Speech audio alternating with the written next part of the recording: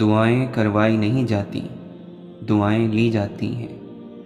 جتنا جلد انسان اس حقیقت کو سمجھ لے، اتنی جلد ہی اس کی دنیا اور آخرت سنورنے لگتی ہے۔ غیبت چھوڑ دو، دوسروں کی برائیاں پکڑنا چھوڑ دو، دوسروں کا تذکرہ کرنا چھوڑ دو، پھر تھوڑا سا عمل بھی تمہیں بہت فائدہ دے گا۔ حضرت ابو الدرداء رضی اللہ عنہ فرماتے ہیں، جب تجھ پر کوئی ایسا حال آ جائے جو تیرے بس سے باہر ہو تو صبر کر اور اللہ تعالی کی طرف سے کشادگی کا انتظار کر۔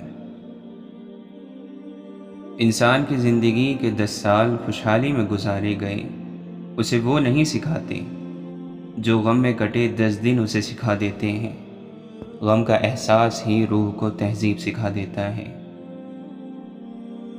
انسان کو اپنی ذات میں سمندر سا ہونا چاہیے، اتنا وسیع و عریض کہ کوئی عبور نہ کر سکے، اتنا گہرا کہ کوئی گہرائیاں نہ ناپ سکے، اور اتنا باظرف کہ اپنی ذات میں یکتا گہرا سکوت رکھنے والا ہو۔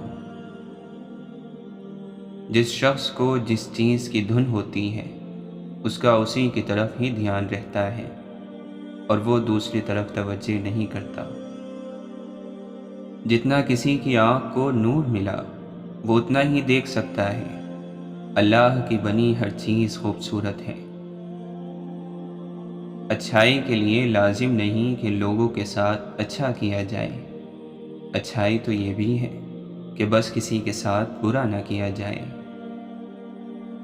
جو انسان اپنی نگاہ میں معتبر نہیں وہ کسی سے اعتبار کی امید نہیں کر سکتا۔ محبت چاہتی ہے نہ کہ مہربانی۔ کائنات کے بڑے مضامین میں نہ پڑھو بلکہ چھوٹی چھوٹی باتوں پر توجہ دو۔ اس کو راضی رکھو جو ہم سفر ہے، چاہے وہ ہم خیال نہ بھی ہو۔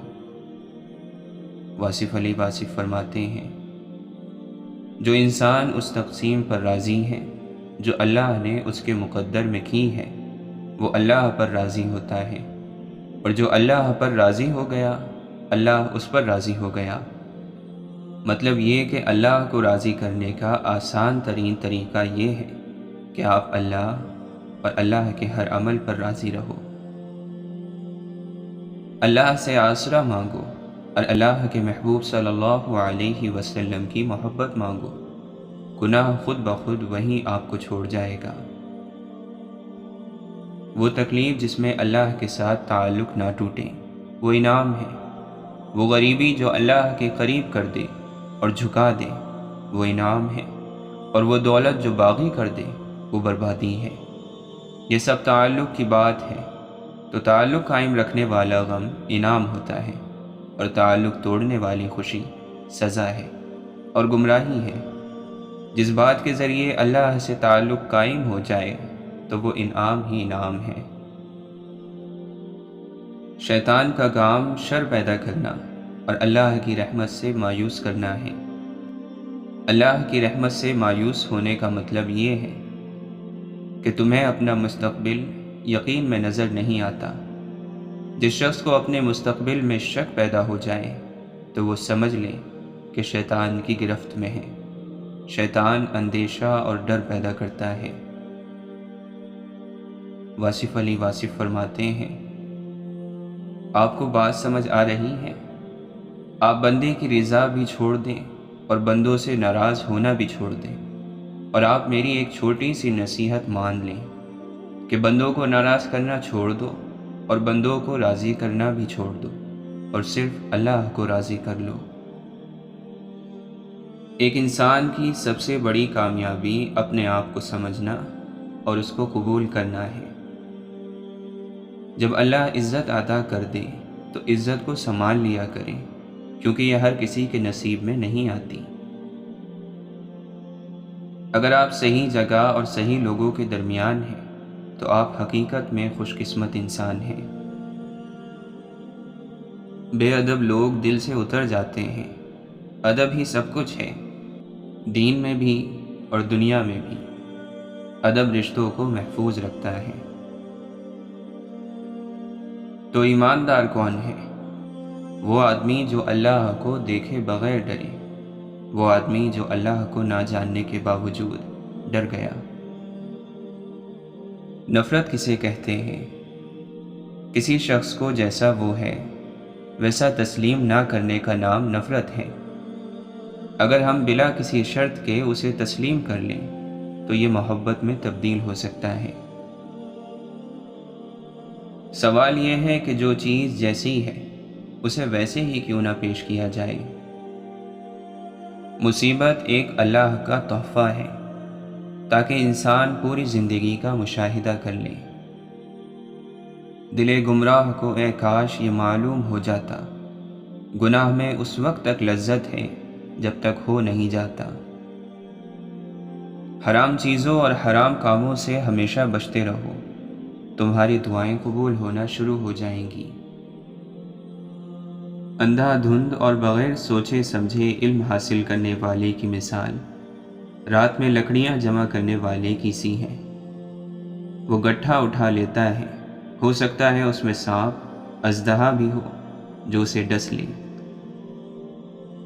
جس کو اس کے علم نے گناہوں سے پاک نہ رکھا، اس سے زیادہ ضائع ہونے والا بھلا کون ہے؟ یاد رکھو، اگر روٹی کا ایک ٹکڑا اور معمولی سا کپڑا امن اور عافیت سے مل جائے تو وہ اس عیش اور عشرت سے بہتر ہے جس کے بعد شرمندگی ہو۔ دنیا کی محبت ایسی بلا ہے کہ جس سے شاذ و ناز ہی کوئی شخص محفوظ ہوگا، حالانکہ یہی تمام گناہوں کی جڑ ہے۔ بس اس کا علاج سب سے پہلے اور سب سے زیادہ ضروری سمجھنا چاہیے۔ اگر تم نفس کے پابند ہو گئے اور خواہشات و تعلقات میں جکڑ گئے ہو تو یاد رکھو کہ ہر قسم کی ذلت اور رسوائی تمہیں اٹھانی پڑے گی۔ خوب یاد رکھو کہ یہ نفس کی مکاری اور ہیلا جوئی ہے کہ شیطان نے اس بہانے پر چھوڑ دیا ہے کہ اللہ کو ہمارے گناہوں کی پرواہ ہی کیا ہے، وہ بڑا غفور اور رحیم ہے۔ اگر تم کو دنیا کی طلب ہوگی اور ضرورت سے زیادہ دنیا کمانے کی تدبیروں میں لگے رہو گے تو ضروری بات ہے کہ پریشان رہو گے اور دین کو ہاتھ سے کھو بیٹھو گے۔ دنیا کی محبت کا علاج صرف یہ ہے کہ تم تنہائی میں بیٹھ کر سوچا کرو کہ آخر دنیا کی جانب مجھ کو اس قدر توجہ اور آخرت سے روگردانی کیوں ہے۔ اگر خلوت میں فکر کرو گے تو سمجھ میں آ جائے گا کہ سوائے جہالت اور غفلت کی کوئی وجہ نہیں ہے۔ نفس کی ایک خواہش پوری کرنے سے اللہ کے راستے میں سینکڑوں رکاوٹیں پیدا ہو جاتی ہیں۔ جھوٹ بولنے والوں کی سزا یہ نہیں کہ کوئی ان پر بھروسہ نہیں کرتا، بلکہ یہ ہے کہ وہ خود دوسروں کے قول اور فعل پر اعتبار کرنے کا بھروسہ کھو دیتے ہیں۔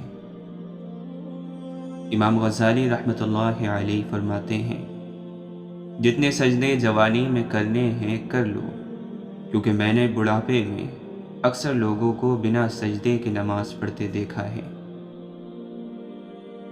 کسی سے پوچھا گیا کہ بھائی بہتر ہے یا یار؟ جواب ملا کہ بھائی اگر وہ یار ہو تو۔ اگر مومن کو یہ معلوم ہو جائے کہ اسے جو دکھ پہنچ رہے ہیں ان کا اجر کیا ہے تو وہ قینچی سے اپنی بوٹیاں کٹوانے پر تیار ہو جائے۔ جب دعا مانگو تو دل کو حاضر رکھو اور یہ یقین رکھو کہ تمہاری ضرورت دروازے تک پہنچ گئی ہے۔ تم اپنے ماں باپ کے ساتھ اچھے سے پیش آنے کی عادت ڈالو، تمہاری اولاد تمہارے لیے فرما برداری کا مظاہرہ کرتی رہے گی۔ وہ جنت میں نہیں جا سکتا جس کے دل میں ذرہ برابر بھی تکبر ہو۔ صرف وہی شخص لڑائی جھگڑا کرتا ہے جس کے سینے میں تنگی ہو۔ زیادہ حسد کرنے والے کی حسرتیں زیادہ اور برائیاں دگنی ہوتی ہیں۔ بہترین سکون یہ ہے کہ اللہ کی اطاعت پر خوش رہو۔